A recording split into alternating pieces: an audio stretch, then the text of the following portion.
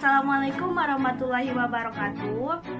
Perkenalkan, nama saya Anggis Tia Nur Aini dari Program Studi Pendidikan Matematika. Di sini saya akan melaporkan hasil PLP 1, pengenalan lapangan persekolahan. PLP 1 ini dilaksanakan secara kelompok di Sekolah SMA Islam Al-Azhar 19 Ciracas, Jakarta Timur. Dalam PLP 1 ini berisikan wawancara kepada kepala sekolah dan guru pendidikan matematika. Wawancara tersebut terdiri dari: pertama, kultur sekolah, berisikan tentang karakteristik umum peserta didik. Yang kedua, struktur organisasi dan tata kerja di sekolah. Yang ketiga, implementasi peraturan dan tata tertib sekolah. Yang keempat, identifikasi kegiatan-kegiatan seremonial formal di sekolah, misalnya upacara bendera, rapat, dan briefing. Yang kelima, identifikasi kegiatan-kegiatan rutin berupa kurikuler dan ekstrakurikuler. Dan yang terakhir, identifikasi praktek-praktek pembiasaan dan kebiasaan positif di sekolah.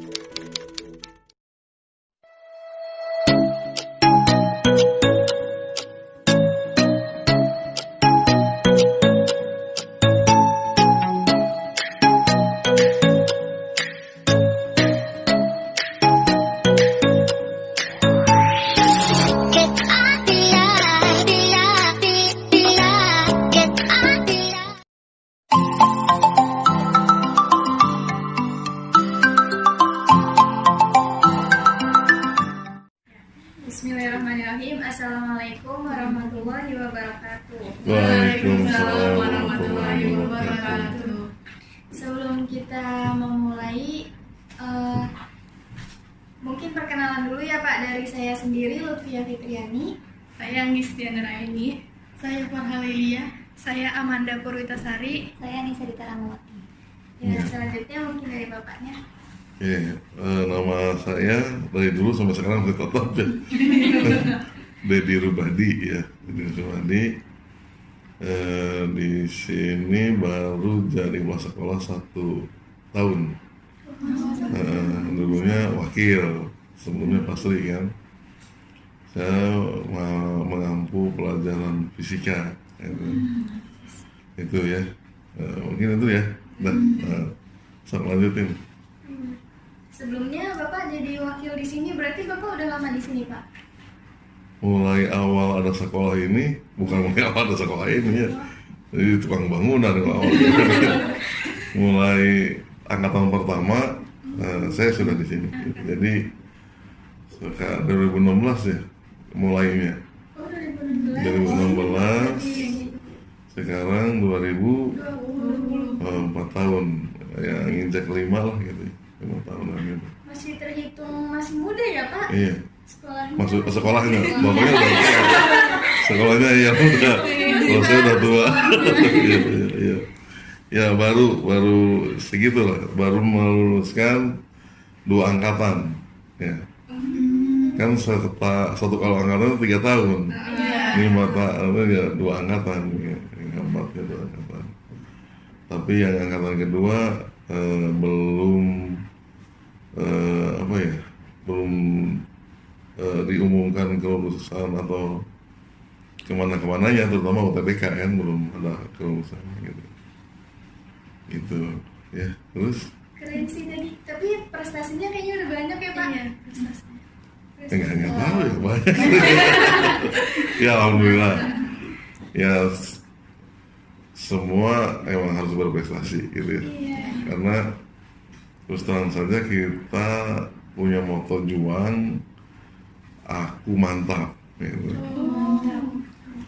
A-nya itu Al-Quran, Ku-nya itu keluarga, Man-nya itu masjid ya, Ma-nya itu masjid, teknologi dan berprestasi gitu.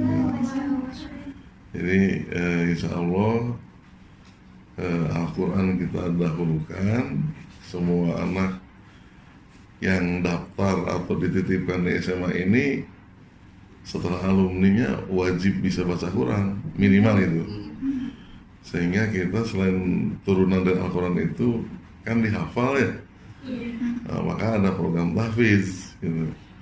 Kalau anak sudah bisa ngapal Quran, berarti anak ini punya kompetensi, sehingga kita inginkan anak yang punya kompetensi hafal. Jadi hafal itu ada yang belum jadi kompetensi, ada yang sudah jadi kompetensi. Kalau yang belum jadi kompetensi, ini menjadi perubahan karakter saja. Tidak mesti dipaksakan, tapi semampunya. Kalau sudah punya kompetensi, maka ini harus dipaksakan, dikembangkan. Minimal kita punya target sampai kelas 12, kompetensi tahfiznya 15 juz gitu. Itu yang kami sedang kejar, walaupun alumni yang kemarin sudah bisa sampai 12 juz.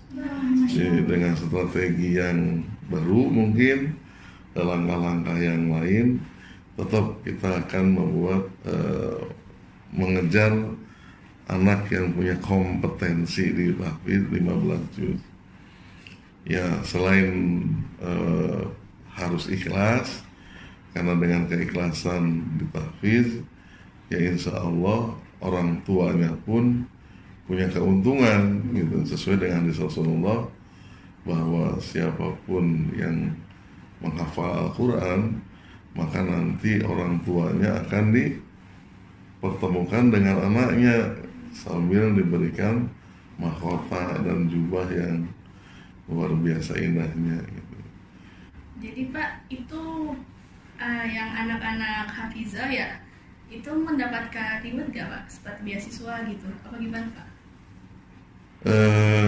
Sementara belum. Baru rewardnya portofolio. Kenapa? Karena kita berharap rewardnya itu nanti pada saat perguruan tinggi. Iya, kenapa? Karena sekarang perguruan tinggi negeri maupun swasta sudah mengaklamasikan bagi penghafal Quran dapat reward. Gitu. Misalkan kayak di Unpad, kalau bisa 30 juz itu bisa S2 gratis di sana. Gitu. Atau beberapa perguruan tinggi ya kayak IPB lah yang sudah tiap tahun itu menerima mahasiswa tanpa tes jalur tahfiz gitu.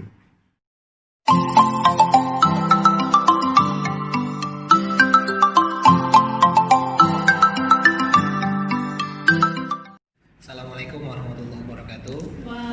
Perkenalkan, nama Bapak Benyu Hafif Yardi. Bapak saat ini ditugaskan di Sekolah SMA Islam Al-Azhar 19 Ciracas. Saat ini Bapak mengajar guru bidang studi matematika dan sekaligus diperbantukan sebagai koordinator bidang kurikulum SMA Islam Al-Azhar 19. Pak, itu kan masalahnya dengan internet ya. Bagaimana kalau misalkan emang di rumahnya siswa itu benar-benar gak ada internet gitu? Nah itu apakah siswa itu diperbolehkan masuk ke Google itu apa gimana Pak? Terus masalah absensinya gimana Pak? Oke. Sekarang mungkin hampir dengan sekolah-sekolah lain ya, kita jadi kan menggunakan aplikasi bisa macam-macam ya. Tapi yang sering dipakai di sekolah ini aplikasi pertemuannya dengan Zoom atau dengan Google Meet misalnya gitu, dengan Zoom atau Google Meet. Absensi sebenarnya ada ininya ya, ada aturannya gitu ya. Apalagi dengan kemudahan-kemudahan yang diberikan. Misalkan contoh di Google Meet itu ada yang namanya ekstensi save attendance misalkan. Jadi ketika anak masuk di Google Meet, otomatis itu langsung terotomatis masuk ke Excel, dia hadir gitu. Jadi sudah ada otomatisnya gitu ya kan. Ataupun juga kalau yang secara manualnya, Bapak Ibu gurunya itu membuat Google Form, kemudian ketika anak-anak sudah join diberikan linknya, silakan absen di Google Form tersebut misalkan. Tapi mungkin banyak juga yang tadi sudah memanfaatkan misalkan aplikasi dari Google Meet itu, misalnya save attendance, auto admit atau hal-hal apapun yang ketika anak sudah masuk di Google Meet itu sudah langsung tercatat kehadirannya. Tinggal nanti Bapak Ibu guru melihat kehadiran anak-anak yang hadir di Google Meet. Kalau masalah absensi banyak sih caranya, tapi yang paling mudah seperti itu, membuat Google Form atau ya tinggal mengklik save attendance, otomatis bisa terlihat siapa yang hadir, jam berapa dia hadirnya, telat atau tidak, itu bisa terlihat gitu. Itu dalam kegiatan belajar mengajarnya siswa tetap pakai seragam? Ya, dalam aturan tata tertib siswa wajib mengenakan seragam sesuai dengan ketentuan sekolah, ya sama dengan seperti hari-hari biasa di tahun-tahun sebelumnya gitu ya, tetap harus memakai seragam gitu. Menurut Bapak nih, belajar online ini efektif gak sih Pak? Materi yang disampaikan sampai gak sih Pak kepada murid-muridnya berbagai ya? Iya, untuk mengukur efektivitasnya, kalau dari Bapak Ibu gurunya ya mungkin pasti ada berkurangnya ya masalah efektivitasnya tadi ya, karena pertama waktu mengajarnya semakin berkurang ya kan, yang biasa normalnya mungkin 1 kali jam itu 45 menit, ini sekarang berkurang jadi 30 menit gitu ya, berkurang masalah. Jadi kemudian juga mungkin adik-adik juga tahu ya bahwa kurikulumnya sekarang materi yang disampaikan juga nggak seperti tahun kemarin, ada yang dikurang-kurangin gitu ya, ada pembatasan kurikulum, materi-materi yang tidak esensial tidak usah disampaikan gitu. Itu dari masalah itunya gitu. Intinya kalau dalam proses pembelajarannya, kalau masalah keefektifan memang pasti ada berkurangnya ya gitu. Satu dari sisi tadi mengajar yang waktunya yang terbatas, kemudian juga dengan permasalahan-permasalahan yang ada tadi seperti gangguan sinyal misalkan ketika lagi proses pembelajaran tiba-tiba putus koneksinya misalkan. Tapi memang ini sudah di backup dengan kita bikin, kan ada yang namanya sekarang LMS ya, Learning Management System ya. Bapak Ibu guru itu bisa menaruh materi, menaruh kuis, soal itu di Google Classroom, atau bisa juga di psikologi ya kan, ataupun yang lain-lainnya yang banyak gitu. Jadi bisa juga seperti itu. Jadi meskipun tatap muka online-nya terbatas gitu ya, tapi masih sempat lah intinya. Kalau yang tidak yang tidak perlu ada di penjelasan soal, misalkan kalau yang sains misalkan harus ngebahas soal ya, misalkan ya itu matematik harus dijelaskan soalnya kan, nah itu masih bisa diterangkan di itu kan. Sedangkan kalau yang pelajaran-pelajaran yang sosial misalkan hanya perlu membaca ataupun ini kan, itu bisa tinggal Bapak Ibu gurunya menyuruh atau melihat gitu ya di Google Classroom, anak-anak nanti bisa langsung mengerjakan tugas yang ada gitu misalkan seperti itu. Kesimpulannya adalah Sekolah Islam Al-Azhar 19 Ciracas merupakan sekolah Islam dan sekolah tahfiz, di mana sekolah ini mempunyai target kepada siswa-siswi yang akan lulus minimal bisa membaca Al-Quran dan bisa menghafal Al-Quran sebanyak 15 juz. Pada masa pandemi ini, seluruh aktivitas pembelajaran dilakukan secara PJJ, yaitu pembelajaran jarak jauh, di mana siswa belajar dari rumah sedangkan guru-guru mengajar di sekolah, di kelas masing-masing. Walaupun kelas kosong, tetapi siswa-siswi ada di dunia maya. Adapun kegiatan rutin yang sering dilakukan baik offline maupun online adalah tadarus dan kultum, di mana tadarus ini dilaksanakan sebelum memulai belajar mengajar dan kultum dilaksanakan setelah sholat zuhur.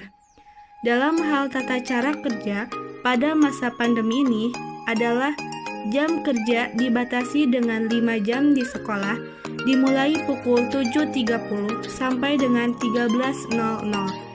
Staf kerja wajib berada di sekolah, wajib zuhur di sekolah, dan wajib melaksanakan kegiatan administrasi di sekolah.